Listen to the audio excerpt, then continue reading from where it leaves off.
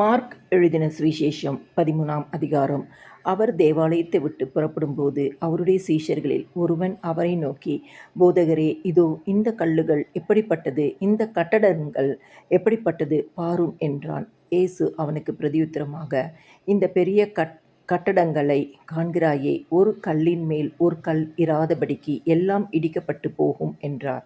பின்பு அவர் தேவாலயத்துக்கு எதிராக ஒலிவ மலையின் மேல் உட்கார்ந்திருக்கையில் பேதுருவும் யாக்கோபும் யோவானும் அந்திரேயாவும் அவரிடத்தில் தனித்து வந்து, இவைகள் எப்பொழுது சம்பவிக்கும், இவைகளையெல்லாம் நிறைவேறும் காலத்துக்கு அடையாளம் என்ன, எங்களுக்கு சொல்ல வேண்டும் என்றார்கள்.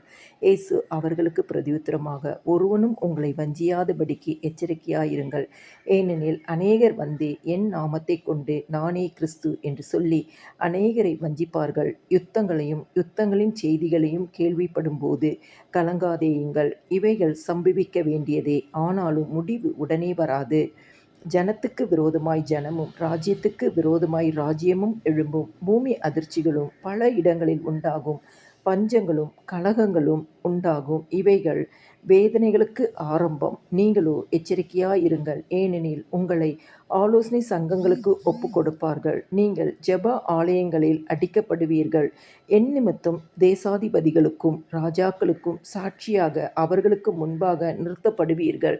சகல ஜாதிகளுக்கும் சுவிசேஷம் முந்தி பிரசங்கிக்கப்பட வேண்டும். அவர்கள் உங்களை கொண்டு போய் கொடுக்கும்போது நீங்கள் என்ன பேசுவோம் என்று முன்னதாக கவலைப்படாமலும் சிந்தியாமலும் இருங்கள். அந்நாளிகையிலே உங்களுக்கு எது அருள் செய்யப்படுமோ அதையே பேசுங்கள். ஏனெனில் பேசுகிறவர்கள் நீங்கள் அல்ல, பரிசுத்த ஆவியே பேசுகிறவர். அன்றியும் சகோதரனையும் தகப்பன் பிள்ளையையும் மரணத்துக்கு ஒப்பு கொடுப்பார்கள். பெற்றாருக்கு விரோதமாக பிள்ளைகள் எழும்பி அவர்களை கொலை செய்வார்கள். என் நாமத்தின் நிமித்தம் எல்லாராலும் பகைக்கப்படுவீர்கள். முடிவு பரியந்தம் நிலை நிற்பவனே ரட்சிக்கப்படுவான். மேலும் பாழாக்குகிற அருவருப்பை குறித்து தானியேல் தீர்க்கதரிசி சொல்லியிருக்கிறானே, வாசிக்கிறவன் சிந்திக்க கடவன். அது நிற்கத்தகாத இடத்திலே நீங்கள் அதை நிற்க காணும்போது யூதேயாவில் இருக்கிறவர்கள் மலைகளுக்கு ஓடிப்போக கடவர்கள். வீட்டின் மேல் இருக்கிறவன் தன் வீட்டுக்குள் இறங்காமலும் தன் வீட்டில் எதையாகிலும் எடுத்துக்கொள்ள உள்ளே போகாமலும் இருக்க கடவன். வயலில் இருக்கிறவன் தன் வஸ்திரத்தை எடுப்பதற்கு பின்னிட்டு திரும்பாதிருக்க கடவன். அந்நாட்களிலே கர்ப்பவதிகளுக்கும் பால் கொடுக்கிறவர்களுக்கும் ஐயோ! நீங்கள் ஓடிப்போவது மாரிக்காலத்திலே சம்பவியாதபடிக்கு வேண்டிக் கொள்ளுங்கள். ஏனெனில் தேவன் உலகத்தை சிருஷ்டித்தது முதல் இதுவரைக்கும் சம்பவித்து இராததும் இனிமேலும் சம்பவியாததுமான உபத்திரவம் அந்நாட்களில் உண்டாயிருக்கும். கர்த்தர் அந்நாட்களை குறைத்திராவிட்டால் ஒருவனாகிலும் தப்பி போவதில்லை.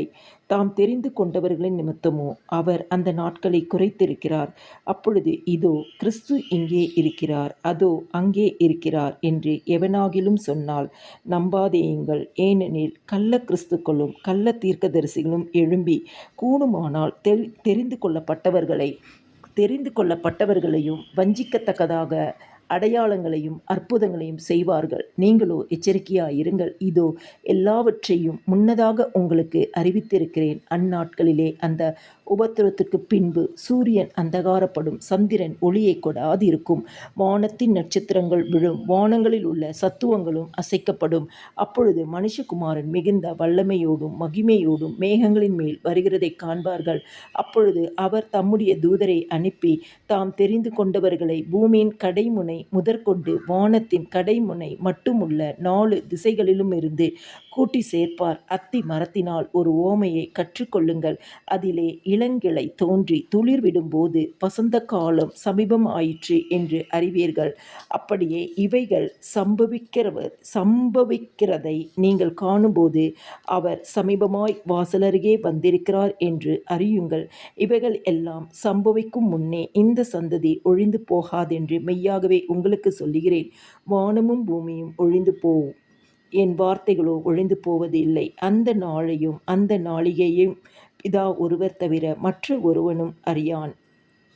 பரலோகத்தில் உள்ள தூதர்களும் அறியார்கள், குமாரனும் அறியார். அக்காலத்தை நீங்கள் அறியாதபடியால் எச்சரிக்கையாயிருங்கள். விழித்திருந்து ஜெபம் பண்ணுங்கள். ஒரு மனுஷன் தன் வீட்டை விட்டு புறதேசத்துக்கு பிரயாணம் போக எத்தனிக்கும் போது தன் ஊழியக்காரருக்கு அதிகாரம் கொடுத்து அவன் அவனுக்கு தன் தன் வேலையையும் நியமித்து விழித்திருக்கும்படிக்கு காவல் காக்கிறவனுக்கு கற்பிப்பான். அப்படியே நீங்களும் விழித்திருங்கள். ஏனெனில் வீட்டு எஜமான் சாயங்காலத்திலோ நடுராத்திரியிலோ சேவல் கூவும் நேரத்திலோ காலையிலோ எப்பொழுது வருவான் என்று நீங்கள் அறியீர்கள்.